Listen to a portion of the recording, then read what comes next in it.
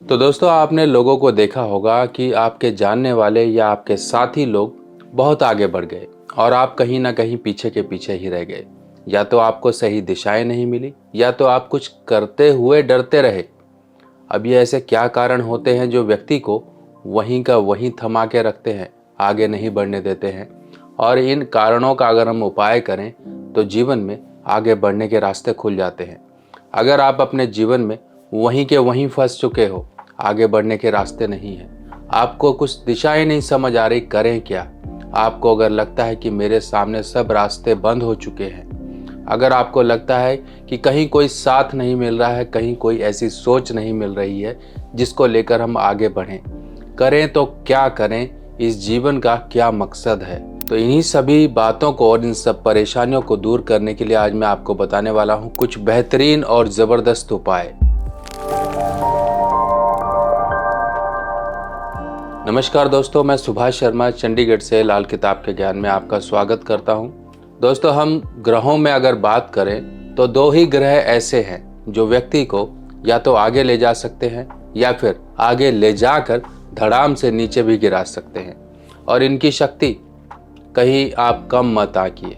इनकी शक्ति आपको जीवन में वो मुकाम और ऊंचाइयां दिलाती है जिसके लिए आप कभी सोचते भी नहीं हो कि मैंने कभी सोचा भी ना था कि मैं इतना बड़ा आदमी बनूंगा या फिर इतनी बड़ी ऊंचाई या फिर इतनी बड़ी उपलब्धियां जीवन में पालूंगा। पर यही ग्रह आपको आगे बढ़ाते हैं सचमुच में। हम सूर्य की बात करें, चंद्र की बात करें या कोई और ग्रहों की बात करें, वो तो सिर्फ और सिर्फ आपके साथ सपोर्ट है। आपको एक जीवन में उन जो उपलब्धियां मिली है उनको संभालने का दायित्व रखते हैं।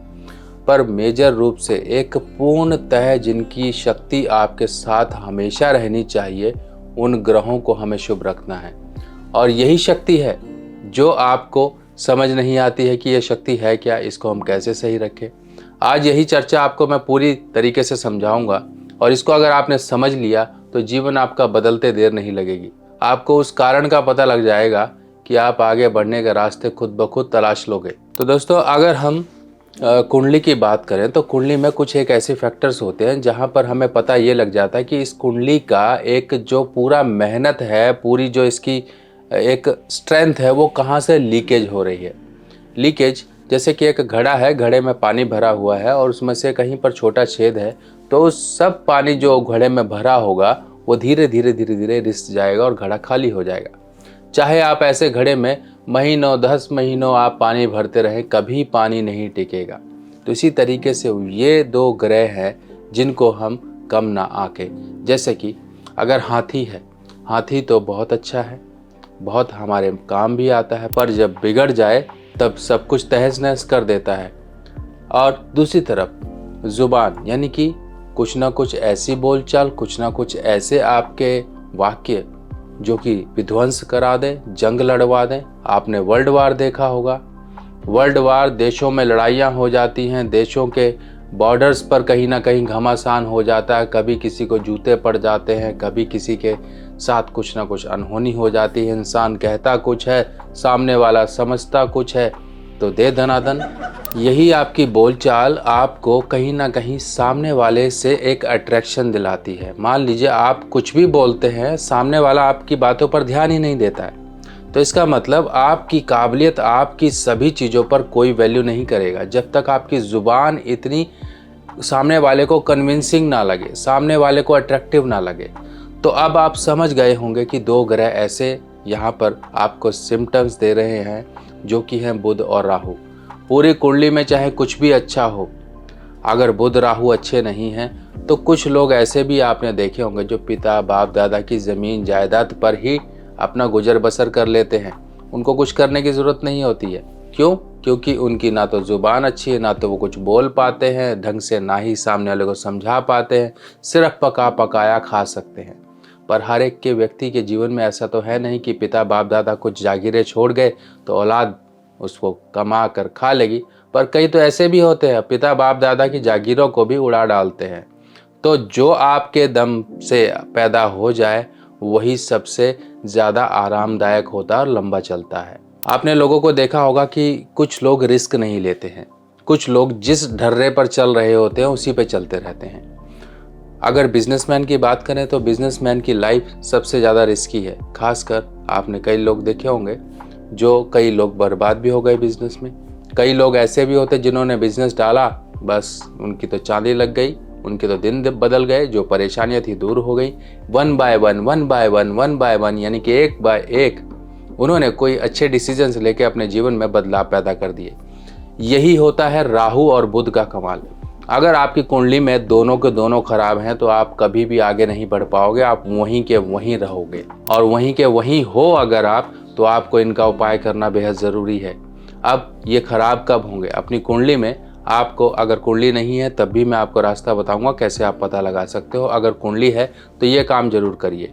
अगर आपकी कुंडली में बुध 3, 8, 9 या 12 भाव में है और इसी के साथ साथ अगर राहु पहले 5वें, 7वें, 8वें या 11वें भाव में है, तब ये समझ लीजिए कहीं ना कहीं आपके मटकी में छेद है और यही छेद तो आपकी मेहनत खराब कर रहा है।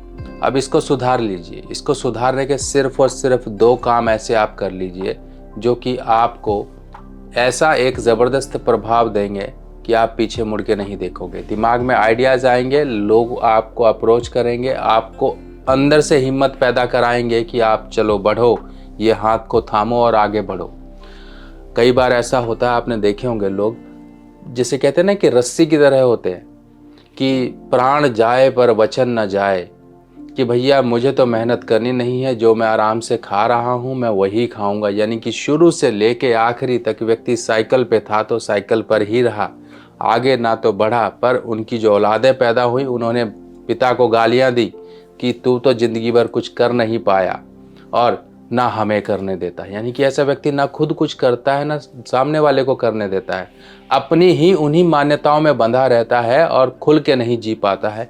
ये होते हैं बुध राहु खराब वाले व्यक्ति। तो आप अगर ऐसे हैं तो सुधरने का समय है। कुछ ना कुछ रास्ते आपको खोजने पड़ेंगे। जीवन में परेशानियां आ रही हैं, नहीं कुछ आगे आइडियाज़ आ रहे हैं, नहीं कुछ आगे क्लिक्स हो रहे हैं, नहीं कुछ आगे कुछ आपको अपॉर्चुनिटीज़ मिल रही हैं, तो बुध राहु के उपाय करिए। पहला बुध का उपाय तो सबसे ज़बरदस्त है, जो मैं आपको अक्सर बताता हूँ, वो है ये स्टील के छल्ले का उपाय। अब ये स्टील का छल्ला देखिए आप, ये स्टील का छल्ला है, इसमें नहीं कोई कट है ना ही कोई जोड़ है। ये एक रॉड में छेद करके बनाया जाता है। स्टेनलेस स्टील की रॉड होती है, उसमें छेद किया जाता है, उसके बाद ये बनता है। और आपको इस तरह का छल्ला पहनना, ये नहीं कि कट वाला छल्ला आप लेकर मध्यमा उंगली में पहन रहे हो फिर कहते हो हमने तो छल्ला पहना हुआ है। ये छल्ला आप बनवा नहीं पाते हो, मार्केट में आप लेते हो जाके 10-20 रुपए का, वो पहनते हो, फिर कहते हो छल्ले का कुछ फ़ायदा नहीं है। छल्ले का वो फ़ायदा ले रहे हैं लोग जिन्होंने पहना है, जिन्होंने छोटी उंगली में पहना है, और इस छल्ले के ज़बरदस्त प्रभाव होते हैं।